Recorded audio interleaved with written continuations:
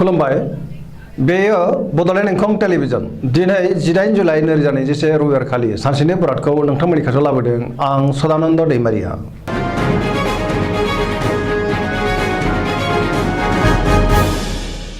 सिगां फरायनो लादों मेष राशि गिबि हांखो अ ल दिनैनि साना जोबोर मोजां जेरावबो देरहासार जानो हागोन मावनो लानाय खामानिखौ थि समावनो आरो गोरलैयैनो मावफुंनो हानानै गोसोखौ दिनै जोबोर गोजोननाय मोनगोन गोसोनि साननायफोरा जाफुंसारगोन देहाया दिनै मोजाङै थागोन अब्लाबो जानाय लोंनायाव सांग्रां जानाया गाहाम बहानिफ्रायबा मोजां खौरां मोनगोन रांखावरियाव दिनै जोबोर मोजां आरजिनाय धोनखौ दोनथुमनो हागोन बेफार फालांगियावबो जोबोर मोजां सोरबा लोगोनि हेफाजाब मोनगोन न'खराव अनलायनाय फैगोन गुबुननि गोसोखौ गोरलैयैनो बोनो हागोन गोसोनि बोलोआ बांगोन समाजाव दिनै गोबां मान मोनगोन लाइमोनफोरनि गोसोआ दिनै जोबोर रमान्टिक जागोन आरो गावबा गावनि गोसोनि साननायखौ फोरमायलायनोबो हागोन मोनफ्रोमबो बिथिङावनो मोजां फिथाइ मोननो हागोन आरो जेरावबो जाफुंसारगोन गियाना बांगोन फरायसाफ्रा फरायनायाव गोसो दुंखांगोन आरो मोजां फिथाइ मोनगोन पजिटिभ एनार्जिनि गोहोम गोग्लैगोन।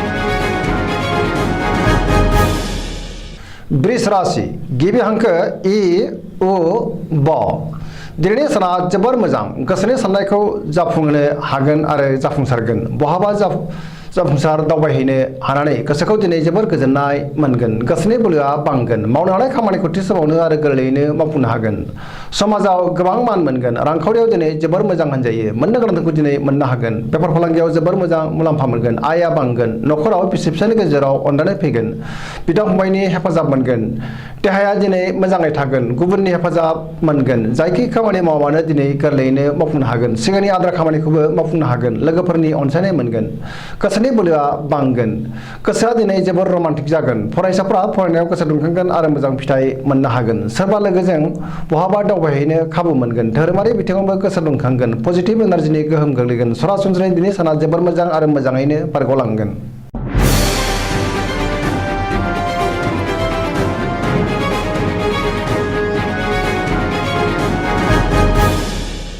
मिथुन राशि गिबि हांखो क स दिनैनि साना जोबोर मोजां गोसोखौ जोबोर गोजोननाय मोनगोन गोसोआव गोबां गोजोननाय फैगोन देहाया दिनै मोजाङै थागोन अब्लाबो जानाय लोंनायाव सांग्रां जानाया गाहाम रांखावरियाव जोबोर मोजां होनजायो मोननो गोनांखौ दिनै मोननो हागोन बेफार फालांगियाव जोबोर मोजां मुलाम्फा मोनगोन न'खराव अनलायनाय फैगोन बिदा फंबायनि हेफाजाब मोनगोन बिमा बिफानि अननाय आरो बोर मोनगोन समाजाव गोबां मान मोनगोन गोसोनि बोलोआ बांगोन मावनो लानाय खामानिखौ थि समावनो आरो गोरलैयैनो मावफुंनो हागोन गुबुननि हेफाजाब मोनगोन गोसोनि साननायफोरा जाफुंगोन गुबुननि थाखाय मोजां खामानि मावनानै होनो हागोन सोरबा लोगोनि हेफाजाब मोनगोन सोरबा गोजाम लोगोखौ बहाबा लोगो मोनगोन लाइमोनफोरनि गोसोआ दिनै जोबोर रमान्टिक जागोन आरो गावबा गावनि गोसोनि साननायखौ फोरमायलायनोबो हागोन गुबुननिफ्राय मोजां खौरां फैगोन।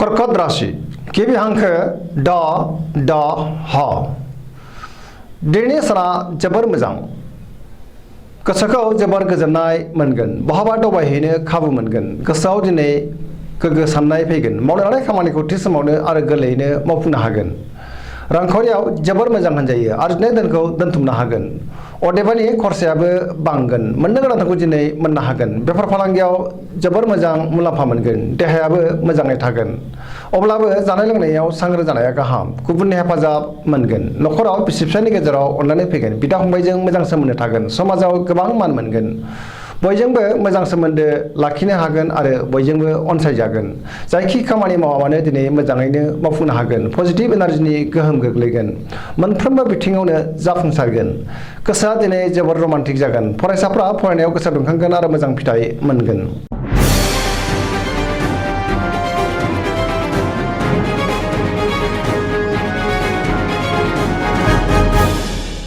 सिंह राशि गिबि हांखो म ट दिनैनि साना जोबोर मोजां गुबुनजों बाख्नाय जागोन गुबुननि हेफाजाब मोनगोन मावनो लानाय खामानिखौ थि समावनो मावफुंनो हानाय गोसोखौ दिनै जोबोर गोजोननाय मोनगोन सोरबा लोगोनिफ्राय मोजां खौरां फैगोन रांखावरियाव दिनै जोबोर मोजां होनजायो अब्लाबो नाथाय खरसायाबो बांगोन बेफार फालांगियाव मोजां मुलाम्फा मोनगोन न'खराव बयजोंबो गोरोबलायगोन आरो अननानै फैगोन देहाया दिनै मोजाङै थागोन अब्लाबो जानाय लोंनायाव सांग्रां जानाया गाहाम लोगोफोरनि हेफाजाब मोनगोन समाजाव गोबां मान मोनगोन गावनि गोसोनि साननायखौ गुबुननो फोरमायनो हागोन नखराव सोरबा आलासि फैनो हागौ सोरबा गोजाम लोगोखौ बहाबा लोगो मोनगोन गोसोआ दिनै जोबोर रमान्टिक जागोन फरायसाफ्रा फरायनायाव गोसो दुंखांगोन आरो मोजां फिथाइ मोनगोन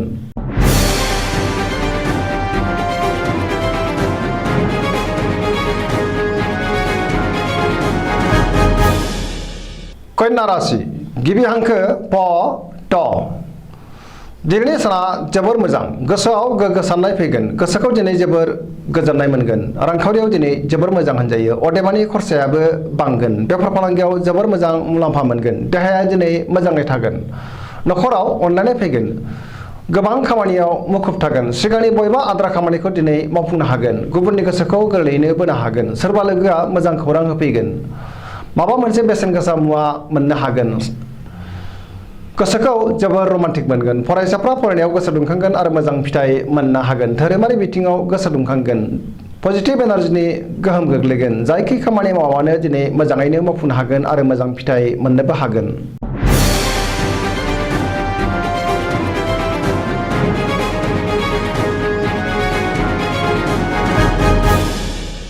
तुला राशि गिबि हांखो र ट दिनैनि साना जोबोर मोजां गोबां लोगो लेवा बांगोन गोसोनि बोलोआ बांगोन गोसोनि साननायफोरा जाफुंगोन मावनो लानाय खामानिखौ थि समावनो आरो गोरलैयैनो मावफुंनो हागोन देहाया मोजाङै थागोन रांखावरियाव जोबोर मोजां होनजायो मोननो गोनांखौ दिनै मोननो हागोन जेनिबो आंखाल जानाय नङा नखराव बिसि फिसायनि गेजेराव अननानै फैगोन समाजाव गोबां मान मोननो हागोन बेफार फालांगियाव मोजां मुलाम्फा मोनगोन गुबुननि गोसोखौ दिनै गोरलैयैनो बोनो हागोन लोगोफोरनि हेफाजाब मोनगोन लाइमोनफोरनि गोसोआ दिनै जोबोर रमान्टिक जागोन आरो गावबा गावनि गोसोनि साननायखौ फोरमायलायनोबो हागोन फरायसाफ्रा फरायनायाव गोसो दुंखांगोन आरो मोजां फिथाइ मोनगोन गोसोनि साननाय आरो लुबैनायफ्रा जाफुंसारगोन बयजोंबो मोजां सोमोन्दो लाखिनो रोंगोन पजिटिभ एनार्जिनि गोहोम गोग्लैगोन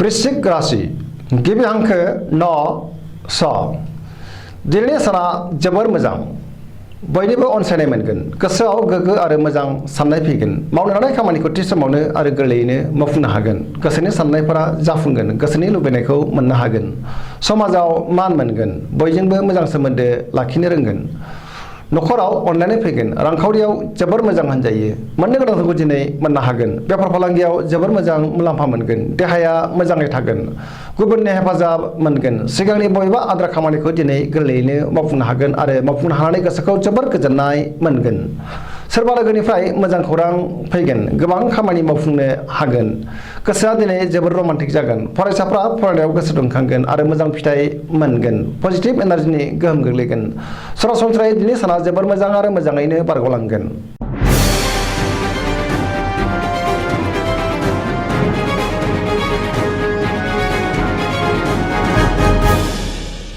धनु राशि गिबि हांखो ढ फ भ दिनैनि साना मोजां आरो गाज्रिनि गेजेरजों बाबेनलांगोन गोसोआव जोबोर गुलुं गुजुं साननाय फैगोन मावनो लानाय खामानिखौ थि समावनो मावफुंनो गोब्राब जागोन गोसोनि साननायफोरा देबारनांगोन रांखावरियाव जोबोर मोजां मोननो गोनांखौ दिनै मोननो हागोन नाथाय खरसायाबो बांगोन बेफार फालांगियाव जोबोर मोजां मुलाम्फा मोनगोन समाजाव मानहानि जानांनो हागौ सुथुरा बांगोन सांग्रां जानाया गाहाम देहाया दिनै मोजाङै थागोन अब्लाबो जानाय लोंनायाव सांग्रां जानाया गाहाम नखराव अननानै फैगोन बिदा फंबायनि हेफाजाबखौ दिनै मोननो हागोन सोरनिबा सायाव अननाय फैगोन बहाबा दावबायहैनो खाबु मोनगोन लाइमोनफोरनि गोसोआ जोबोर आला खाला जागोन फरायसाफ्रा फरायनायाव मोजां फिथाइ मोननो हागोन आरो फरायनो गोसो दुंखांगोन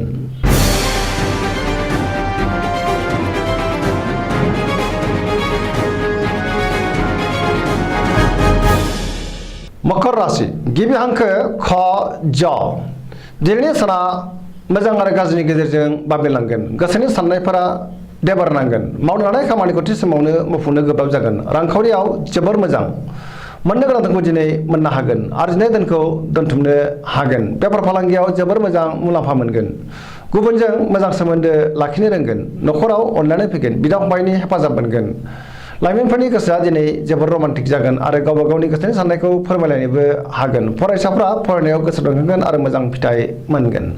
सोरबा लोगोआ नाथाय गाज्रि नोजोर होखोमागोन। सांग्रां जानाया गाहाम।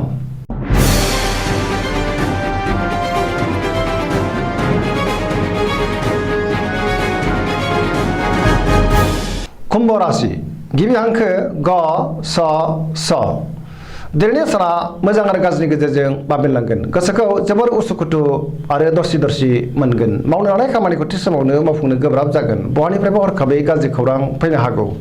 सांग्रां जानाया गाहाम। रांखावरियाव नाथाय जोबोर मोजां। बेफार फालांगियावबो मोजां मुलाम्फा मोननो हागोन। बहानिफ्राय गोबां धोन आरजिनो हागोन। न'खराव अनलायनाय फैगोन। गुबुननि हेफाजाब मोनगोन। बिदा फंबायनि हेफाजाबखौ मोनगोन। सोरबा सुथुरा नाथाय गाज्रि नोजोर होखोमागोन। सांग्रां जानाया गाहाम। गोदान खामानियाव आखाइ होथ'यैआनो गाहाम। नेगेटिभ एनार्जिनि गोहोम गोग्लैनो हागौ। गोसोआव गोजोननाय गैयै जागोन।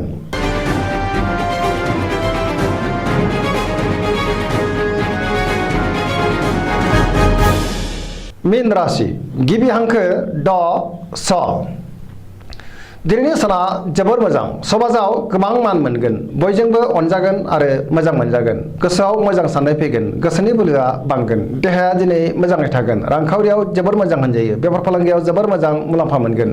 न'खराव अनलायनाय फैगोन। सेंग्रा सिख्लाफ्रा दिनै गोसोखौ जोबोर रमान्टिक मोनगोन। गोसोनि साननायखौ गुबुननो फोरमायनो हागोन।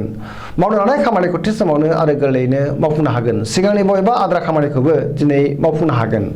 फरायसाफ्रा फरायनायाव गोसो दुंखांगोन आरो मोजां फिथाइ मोनगोन। लाइमोनफोरा बहानिफ्रायबा मोजां खौरां मोनगोन। पजिटिभ एनार्जिनि गोहोम गोग्लैगोन। जायखि खामानि मावा मानो दिनै मोजाङैनो मावफुंनो हागोन। सरासनस्रायै दिनै साना जोबोर मोजां आरो मोजाङैनो बारग'लांगोन। दिनैनि राशि फरायनाया एसेनोसै। जोबनायाव बेखौनो खावलायो जाहाथे नोंथांमोना सानफ्रामबो जोंनि बे बड'लेण्ड इंखं टेलिभिजनखौ नायबाय थायो आरो साबस्क्राइब खालामो, लोगोसे शेयार खालामो आरो लाइक खालामो। एसेनोसै। गोजोन्थों।